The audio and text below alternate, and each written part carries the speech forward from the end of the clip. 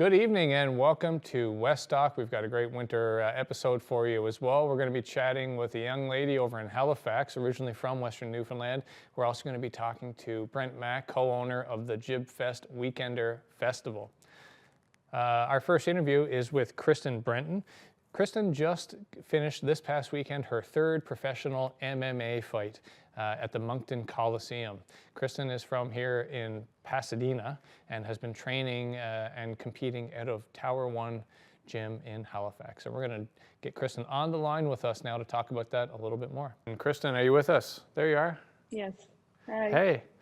Thanks for taking a minute to join us for this interview. I've been wanting to talk to you on the show for like a year now, so I'm glad it worked out. Of course. Thank you for having me. Kristen, usually on the show we're talking to people who are like here in Western Newfoundland. You know, we've got interesting stories, business people. We're just trying to get the Western Newfoundland word out there. But why I wanted to talk to you is because, you are somebody from right here who is pursuing some really cool things outside of Newfoundland now, but I know still maintaining that contact and still a proud West Coaster. So I wanted to talk to you today about your MMA career, but first, before we dive too much into that, just for the viewers at home, can you give people just a little bit of background about yourself, where you're from, and how you ended up where you are now? I'm from Pasadena, Newfoundland. I've also spent half my life in Fort McMurray, Alberta. I played volleyball all my life, and then when I found kickboxing, I totally fell in love with it, and that led into boxing, and then eventually tried jiu-jitsu, which I liked more than I thought, and then kind of naturally transitioned into MMA. I just kind of found I could have success with this, and I'm really competitive and really passionate about it, so yeah. So how did you I remember you as a young girl when you were in the soccer program. You had a hard kick then, but how did you first realize that, when did you first get your chance, I guess, to try kickboxing? Growing up here, I wasn't aware of many, there was karate, but that was kind of all I remember being aware of. So how did you get to try this in the first place? I think I did Taekwondo when I was younger there in Pasadena, never competitively, but I guess that was the first kind of introduction. And then when I tried it when I was in college, it just kind of came naturally. I guess I have a lot to thank with my family lineage. I have thick thighs, and that's where my strong kicks come from. So was that over here, when you were in college and you got to try it, was that here in Newfoundland or was that in Nova Scotia? Or when was the first time you got to kick somebody that besides a soccer ball? That was in Fort McMurray, and then I did a few years there and then stopped during COVID and then restarted again at Anchor Combat Academy in Corner Brook. Cool.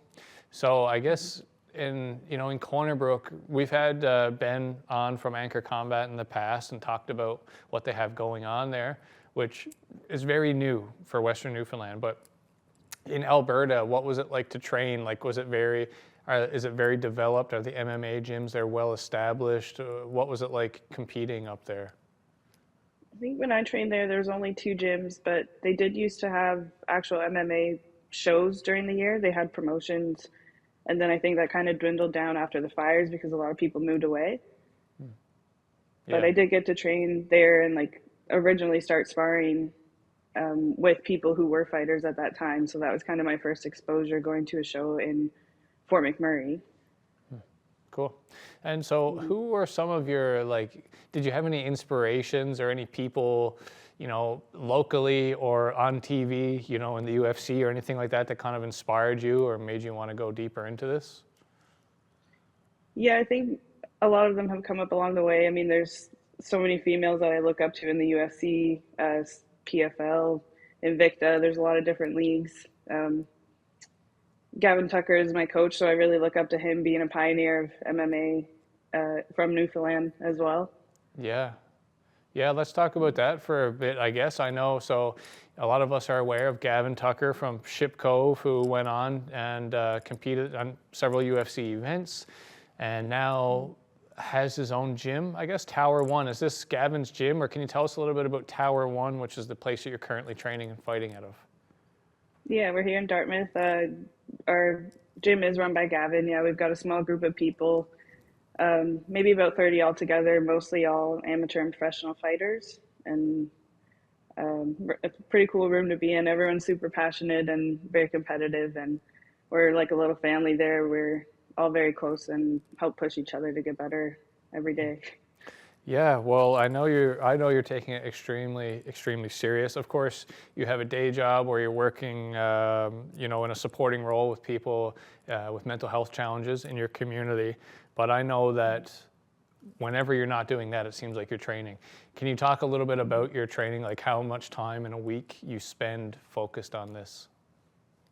Yeah, I'm pretty lucky. I get to spend 6 days a week training and then work outside of that. I We train every evening, Monday to Friday, and then Saturday afternoons. And then there is an option to train also at noon. So, especially when I'm in camp for a fight, I'll be training twice a week, twice a day, 4 times a week, and then like sparring on Saturday afternoons as well. And I get to work 36 hours on the weekends as my regular shift. So I train 6 days a week and then go into work and disappear away from the world for a little bit and then come back Monday morning, nap, and go back to training. Wow. It's crazy to think because I know the line of work that you're into can be challenging and demanding work as well. So I have to wonder, like, what is the more, when you go to work for 36 hours on the weekend, is that like a break from grinding in the gym all week, or is it the opposite way?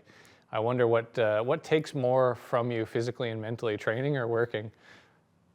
Mm, I would say training. Like most of the time, work is okay. There's obviously a lot of challenges, but I quite enjoy it. And I actually have three teammates of mine that work for the same company, so it's pretty cool having all of us there doing the same thing together.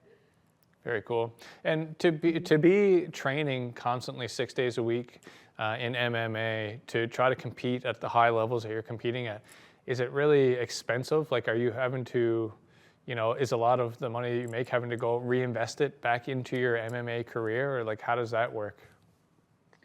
I think majority of my focus is spent towards investing in this, yeah, and investing in, the gym and the community and just myself, really, I guess, putting myself through kind of all the training that I feel is going to support me. Yeah, and then when you want to actually go out and compete, like you did this past Saturday, where you put on a great show at a big event in Moncton for your third, I guess, official MMA fight, like I guess you have to incur all your own expenses to get yourself there and all that kind of stuff, right? And so I guess that makes like sponsorships and a very important thing. I saw at your fight, you had a big banner up with a big bunch of sponsors and partners who are obviously starting to believe in you and contributing to your success. Can you talk a little bit about the importance of those types of people and organizations in your MMA career? Yeah, definitely. Yeah, like you said, at amateur, we pay for all of our own expenses, sorry. So sponsors are a huge help. I mean, you have medicals, like your food diet, you have to focus on your weight cut, time off work. There's a bunch of different expenses you incur doing extra trainings and stuff. So, I mean, sponsors help make all of this possible. I've I've been very blessed to have such a amazing team of support here in Halifax and Newfoundland. Like, I have so many supporters. It's so meaningful to me to have everyone rally behind me and support me in what I found I love to do. Yeah, well, there's definitely a lot of pride, and it's just so cool, especially for us over here in Western Newfoundland. It's so cool to see somebody like yourself who's out chasing so hard after this and literally kicking butt at it.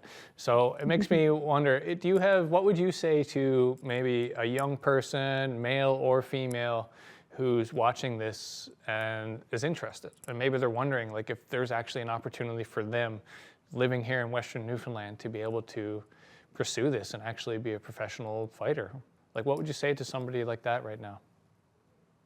I think that's kind of a big part of it for me is showing that like literally anything is possible. There's no cap to what you're able to achieve. Like the only one stopping you is kind of your own mind. You set your own limitations, but if you just kind of break through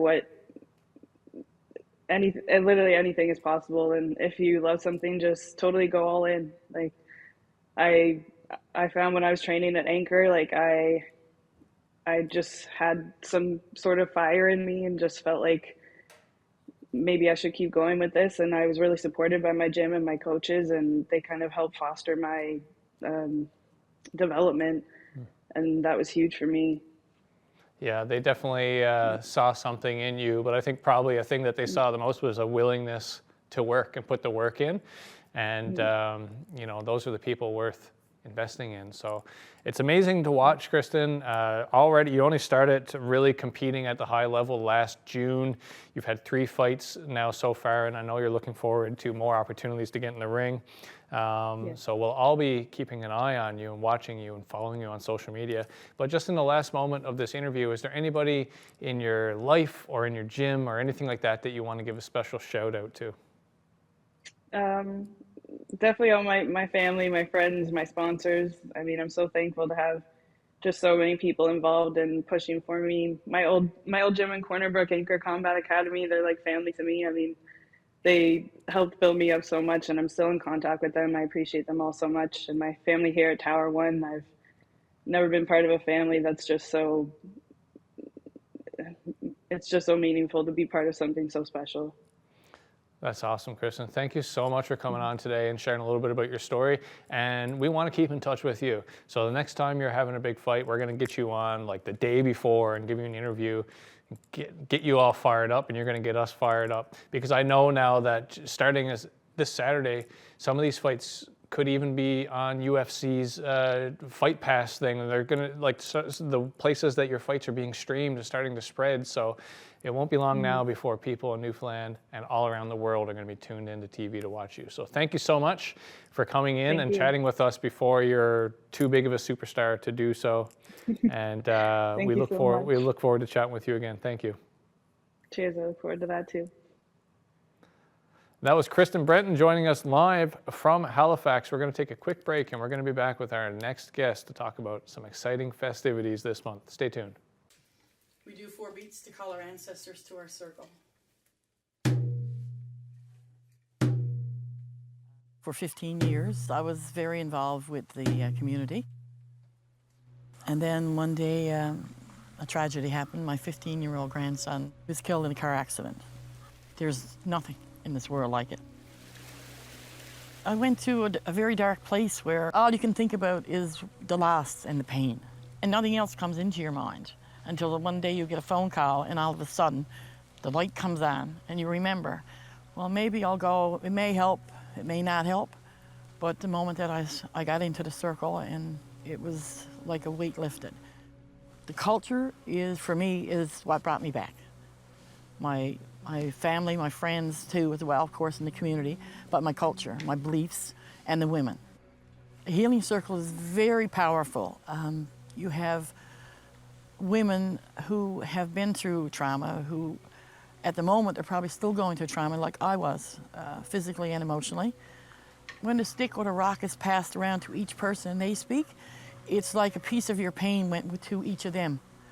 And when the stick comes back to you, half of that load on your shoulder seems to be lifted. It's very powerful, and it's there. It's offered to anybody who needs it. A healing circle can be called anytime.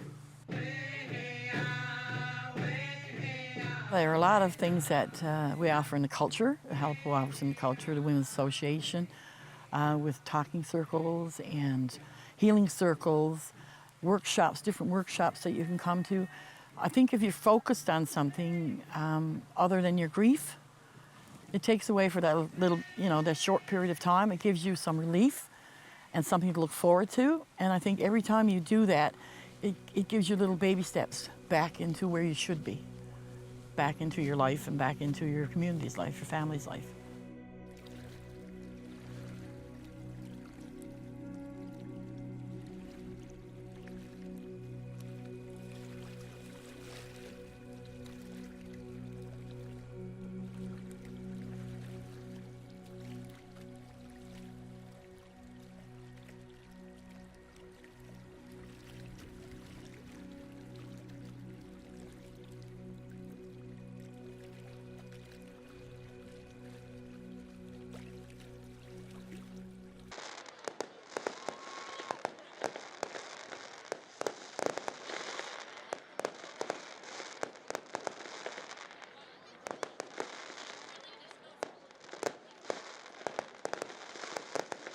Without further ado, here he is joining us on the line from his car in classic Brent Mac fashion. Brent, you there? Yes, absolutely, Dustin. How you doing? Thanks for having me. Good, man. Thanks for going into your third office today for this meeting. My pleasure. Yeah, I know it's not easy, you know, working a day job and running events all over the island and all this stuff. So I just wanted to get you on quickly to talk about Jibfest, man, and everything that's happening this year. Yeah, absolutely. No, we're super excited to come back as always. I mean, the Hill's off to an incredible start, so obviously people are very excited, very stoked.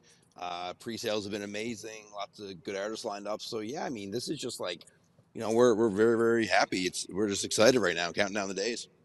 Yeah, this is, what is this, Jibfest 13? 15, really? Yeah, close to 15. Yeah, it's crazy. Yeah, Yeah. so after so many years of Jibfest now, things are, I don't want to say it's routine because Jibfest is changing, you know, every year in some sense and adding and having new offerings. But in terms of the clientele, people just seem to start buying these tickets now as soon as the event goes on sale before they even know who's coming or what's Yeah, going on. yeah. And again, I think, a lot of credit to my partner there, Carter, of just building it up. The level of production he brings in. I mean, we're flying in people to handle our production, and, world-class lighting techs and kind of emerging artists and stuff. So it's really like, it's quite the event, one of my favorite events of the year. And yeah, we've been at such a long time. It's the same date every year, coincides kind of with MUN midterm break and winter carnival. So people know the date and can plan around it. But yeah, it's been a lot of fun to get to this point. So tell us for the benefit of the viewer, kind of what's in store for this year. Obviously, the multi-day passes, the 2-3 day passes, all sold out now well in advance, but there still are some opportunities for people to participate in some of the other events like the block party and the comedy show. So can you just kind of quickly run us through the calendar and let people know what's available? Absolutely, yeah. So like I said, Friday right now we're probably about 80, almost 90% sold out, but there's definitely some tickets left for the block party. All 5 venues on Broadway this year, so I think that's really fun. It's the first year; they're all kind of within a stone's throw of each other, so it'd be fun for people to check out. Each different venue has different kind of offerings as well. So 5 venues Friday night, one bracelet will get you access to all 5. Saturday afternoon is really exciting, and that's an event we've been growing. It's totally free, open to the public. 2 o'clock Saturday, we're going to have our snowboard comp open to skiers and snowboarders. Best trick. Got some cash up for grabs from our friends at Monster, a nice trophy. But we're also going to have a really nice kind of fun après ski party there. Some great DJs playing in front of Bishop's Tavern. So whether you're finishing your day off, come and join. Maybe you're not even riding the day, but either way, come up and hang out. So either come enter the comp yourself if you want to show off some tricks, or just come watch it and enjoy it. Like it's a lot of fun, and just people outside embracing winter.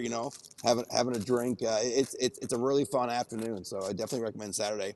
And then Sunday we end things off with our comedy show. Again, great pre-sales. We're flying down Nick Burden.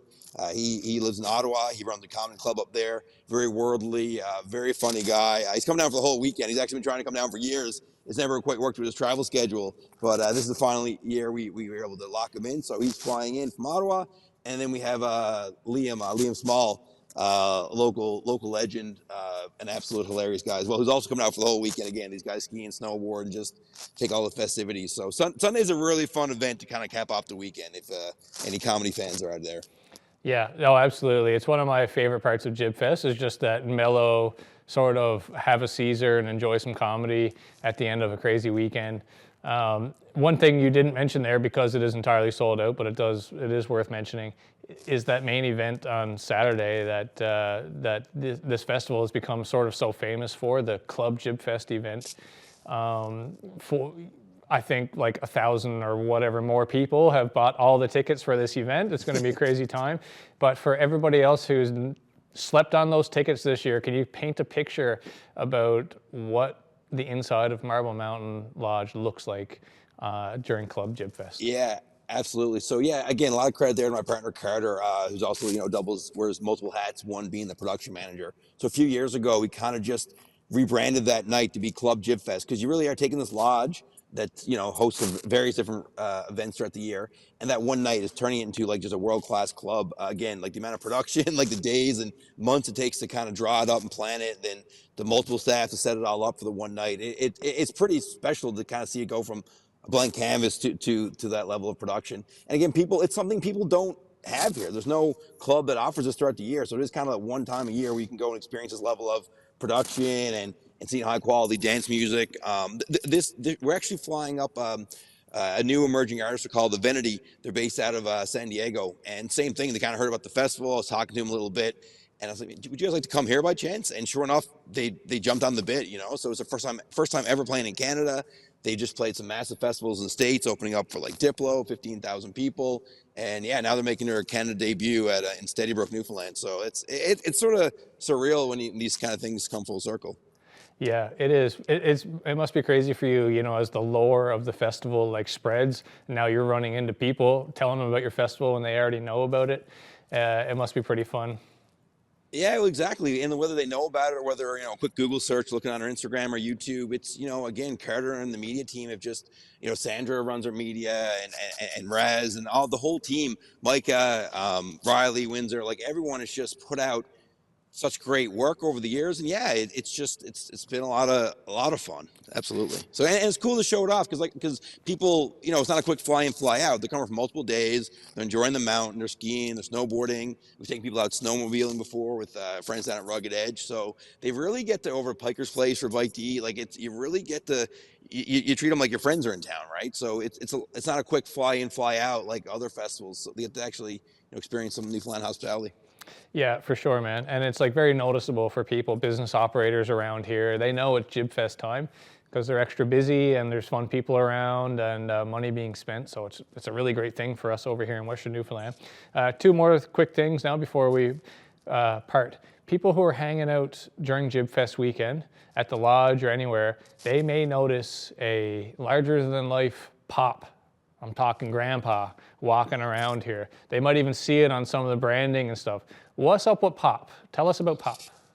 You might see him right here, actually. Pop.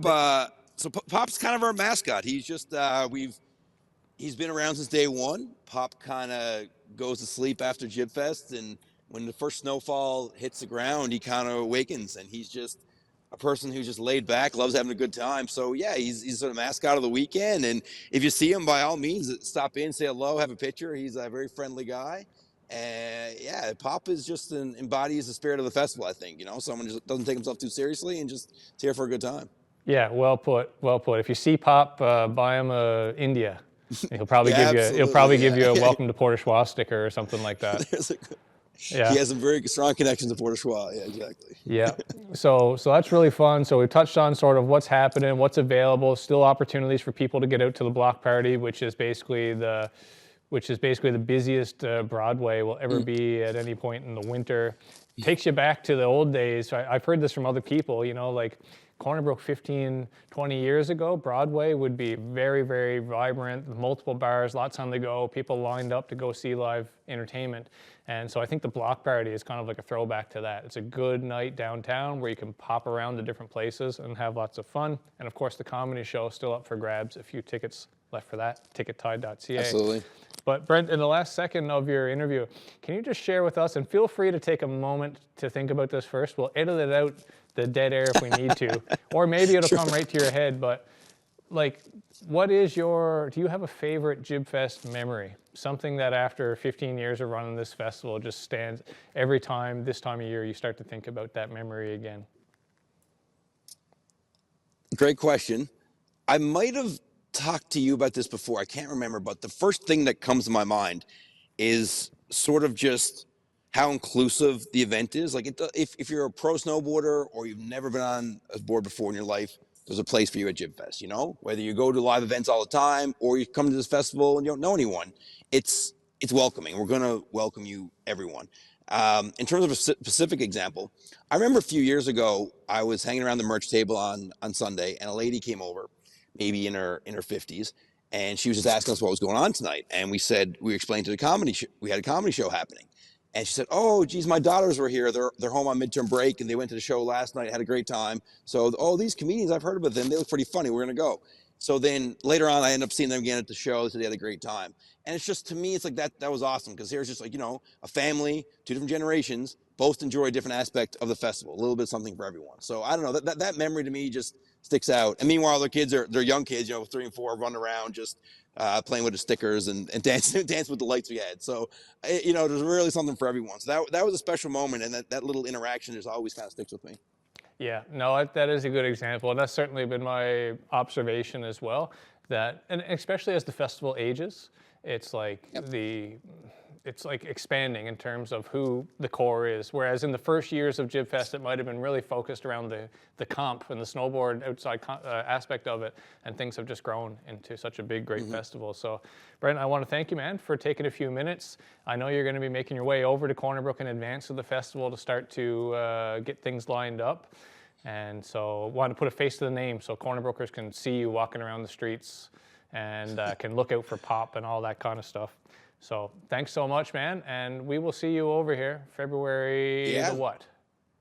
The 20th to the 22nd, but yeah, we'll be on the West Coast from I think the 15th onwards. So, I mean, when the hill is this good, we got to come early to get some riding in. Absolutely. Yeah, that's right. It can't be all business, buddy. Well, thank you again so much.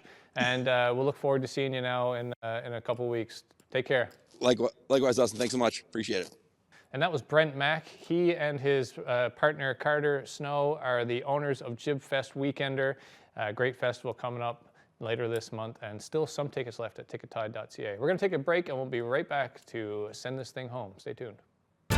So why volunteer at Rogers TV? Well, it's fun, exciting, and challenging. You can develop practical, hands-on skills in TV production, make new friends, and have fun, all while giving back to your community.